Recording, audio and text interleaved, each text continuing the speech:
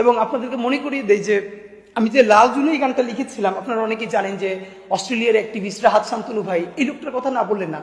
এই আন্দোলনের শেষের 15টা দিন প্রত্যেকটা দিন রাতে আমাকে ফোন করতেন রাহাত শান্তনু ভাই, যিনি অস্ট্রেলিয়ার বড় অ্যাক্টিভিস্ট। এবং উনি একমাত্র লোক যে সারাদিনের মধ্যে একবার বলতেন যে তুমি তোমার ওয়াইফের খবর ভুলে যেও না। তো ওনার কথা আমি এখন মনে করছি। তো উনি আমাকে ফোন করে বললেন যে তুমি একটা র্যাপ গান লেখো। আমি তো সাধারণত জানেন আমি কবিতা লিখি, আমার কবিতার বই বের হয়েছে। তো আমি বললাম ভাই আমি তো র্যাপ গান কখনো লিখি নাই। বলে না তুমি লেখো, তুমি পারবা।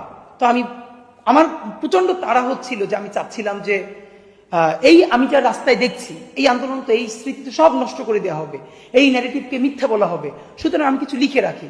আমি বারবার চেষ্টা করছি, আমি কিচ্ছু লিখতে পারছিলাম না, আমি স্টার্ট হয়েছিলাম।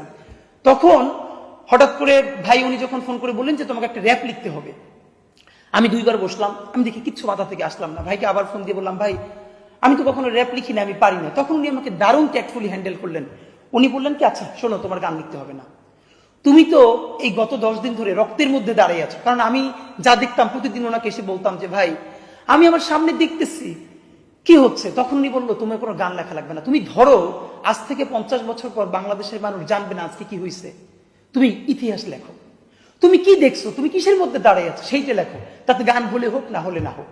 এই যখন আমাকে বললো আমি লিখতে শুরু করলাম। আমি কি দেখেছি অদ্ভুত ব্যাপার, 1 ঘন্টা পরে আমি যা লিখলাম, এরপরে আমি দেখলাম যে আমার সারা শরীর কাঁপছে, আমি কান্না করছি। এবং ভাইকে আমি পাঠানোর পরে উনি আমাকে বলল তুমি তো আমাদের রাবণ মিয়া। এই কথাটা আমার মনে আছে, কারণ আমি এটা গান হয়ে উঠবে কি উঠবে না এটা আমার চিন্তা ছিল না, আমার মাথায় ছিল আমি যা দেখেছি। এর মধ্যে এরকম আছে লাখে আপনারা জানেন যে হাতটা আছে পাটা নাই, পা আছে তো হাতটা নাই, আঙুলগুলো কাইটে পড়ছে, আমার বলার শক্তি নাই, মরার আগে আমার আর কি দেখাইবা খোদা, কইতে পারো এই ডাইনিটা কোন নমরুদের চোদা। এটি কিন্তু আমার গানের লাইনের মধ্যে আছে। আপনাদের মাধ্যমে জানাই ইউটিউবে লাল জুলাই গানটা সার্চ দিলেই এটা পাওয়া যাবে। জুলাই নিয়ে এখন পর্যন্ত এরকম গান দ্বিতীয়টা হয় নাই, প্রত্যেকটা মানুষ অসুস্থ হয়ে যাবে।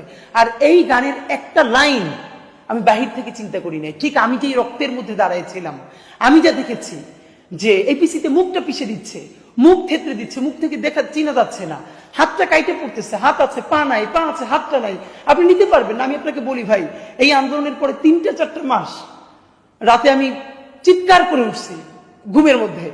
আমার মনে হয়েছে যে এগুলো আমার সামনে এখন ভাসতেছে।